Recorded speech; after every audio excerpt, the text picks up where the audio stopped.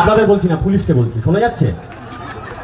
আজকের আপনারা যারা এখানে নৈনটি করেননি, খাকি পোশাক পরে টেবিলের তলায় লুকিয়ে থাকেন, কান খুলে রেখে শুনে রেখে দিন, বাংলার মানুষ যদি 26-এ রায় দিতে পারে, এই পশ্চিমবঙ্গের মাটিতে, এই পাঁশকুড়াতে বিজেপি তৃণমূলের নৈনটি হয়ে যাবে।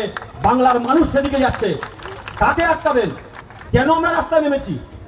হসপিটালের মধ্যে কর্তব্যরত অবস্থায় একজনের উপর শারীরিক মানসিক নির্যাতন হচ্ছে, তুমি পুলিশ, তোমার নাকের ডগায় হচ্ছে, তুমি কিছু করতে পারছো না কেন? লোকে বলে কিছু হলে চল থানায়, চল থানায় চল।